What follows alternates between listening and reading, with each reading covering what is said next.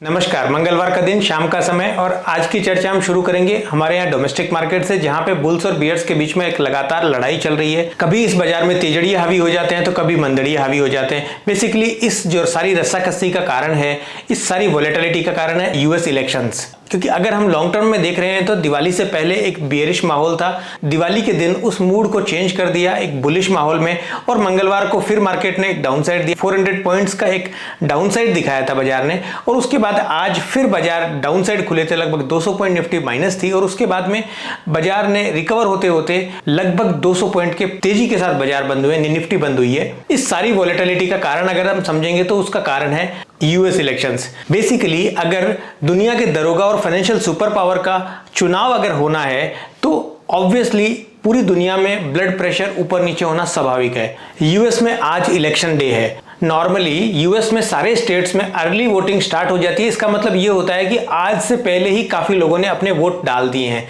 लेकिन फिर भी जो लोग बच गए उनके लिए आज फाइनल डे है, और आज लेट नाइट तक यूएस के इलेक्शन के रिजल्ट आ जाने चाहिए। तो क्या हम ये उम्मीद करें कि कल जब हमारा मार्केट ओपन होगा बुधवार को, तो हमें इस बात का पुख्ता पता लग जाएगा कि यूएस में कौन राष्ट्रपति बन रहा है?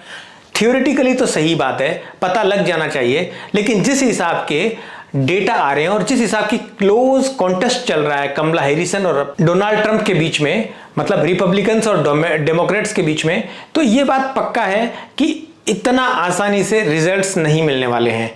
और नॉर्मली इंडिया के इलेक्शन और यूएस इलेक्शंस में डिफरेंस ये होता है कि वहां पे केवल 2 ही पार्टियां हैं और हमारे यहाँ पे काफी सारी पार्टियां हैं। इसका मतलब यहाँ हमारे कोएलिशन गवर्नमेंट बन सकती है, हम किसी और का सपोर्ट लेकर के प्रधानमंत्री बना सकते हैं, लेकिन यूएस में ऐसा नहीं होता। यूएस में जब भी क्लोज बैटल होगी तो नॉर्मली वहां पे रिकाउंटिंग का ऑप्शन उन लोगों के द्वारा चुना जाएगा, यानी कि जो भी उस जगह से बहुत कम वोटों से हार रहा है वो सुप्रीम कोर्ट चला जाएगा और वो ये बोलेगा कि इस जगह की काउंटिंग दोबारा कराई जाए। यूएस में नॉर्मली बैलेट पेपर से वोटिंग होती है, इस वजह से उसका वापस रिजल्ट आते आते काफी टाइम लग जाएगा।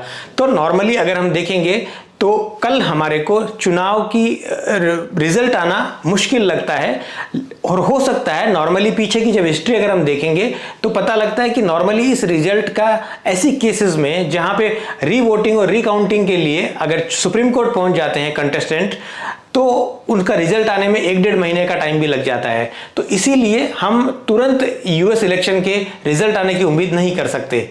लेकिन अगर हम मार्केट को सुप्रीम माने और ये पता लगाने की कोशिश करें कि कौन जीतेगा कौन हारेगा, तो नॉर्मली हमारे को 2 चीजों के ऊपर बहुत नजर रखनी है, क्लोज नजर बना के रखनी है। पहली है बिटकॉइन और दूसरी है यूएस के टेस्ला का स्टॉक। यूएस टेस्ला स्टॉक तो बिल्कुल साफ साफ बात है, क्योंकि Elon Musk clearly Donald Trump को सपोर्ट कर रहे हैं, और डोनाल्ड ट्रंप अगर जीतेंगे तो ऑब्वियसली टेस्ला के शेयर में भारी तेजी आने की पूरी संभावना है।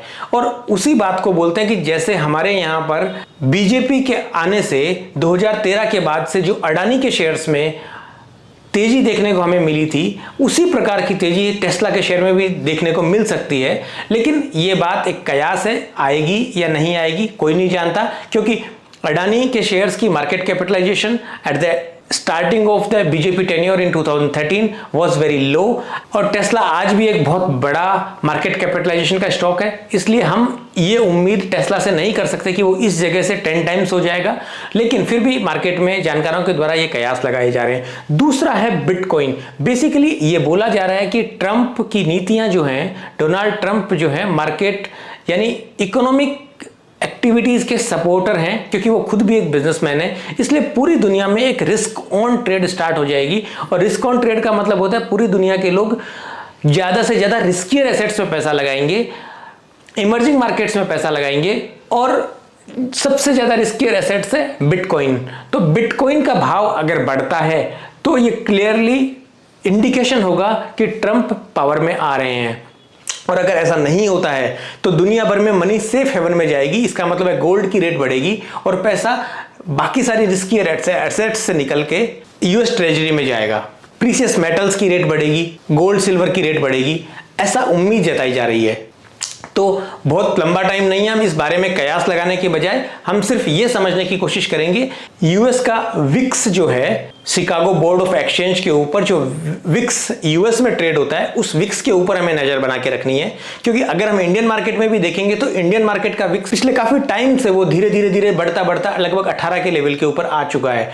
तो विक्स बढ़ना एक इंडिकेशन देता है कि नॉर्मली ऑप्शंस में प्रीमियम भी बढ़ रहे हैं। अगर हम कल कुछ भी रिजल्ट नहीं देखते हैं तो विक्स फिर भी बढ़ सकता है, लेकिन अगर हमें कुछ कल क्लियरिटी मिल जाएगी तो ऑप्शन के प्रीमियम बाजार के किसी एक डायरेक्शन में ना जाने के बावजूद भी प्रीमियम्स कम आ सकते हैं, क्योंकि वॉलेटिलिटी कम हो जाएगी, विक्स का लेवल कम हो जाएगा। तो ऐसे लेवल पे, ऐसे पॉइंट में अगर हम देखेंगे, आज का मार्केट भी देखेंगे, कल का मार्केट भी देखेंगे, तो बाजार दोनों साइड में वाइल्ड स्विंग लगाता है। तो हमारी हमेशा एक ही राय रहती है कि जब भी कभी ऐसा मौका हो, बिग इवेंट हो, यूएस इलेक्शन सिर पे खड़ा है, तो हमारी पोजीशंस बहुत कम रखनी चाहिए। और अगर हम पोजीशन रखते भी हैं तो स्टॉप लॉस वाला गेम ना रख के उस पोजीशन को हेज करें ऑप्शंस के थ्रू। अगर हम ऐसा नहीं कर सकते तो it is better to avoid market for the few days, because generally volatility जो होती है वो ट्रेडर्स का ग्रेवयार्ड होता है। और अगर हम मूविंग एवरेजेस के सहारे या एक अपना पिवट पॉइंट के सहारे या ब्रेकडाउन और ब्रेकआउट के सहारे अगर इस टाइम ट्रेड लेने की कोशिश करेंगे तो उस ट्रेड के गलत होने के बहुत चांसेस रहते हैं। और नॉर्मली ट्रेडिंग में बोलते हैं कि अगर आपने पैसा बना लिया तो पैसा कमा लिया। इसलिए हमारी यही रिक्वेस्ट है कि आप सेफ ट्रेडिंग करें फॉर द फ्यू डेज। यहीं तक रखते हैं। Thank you very much.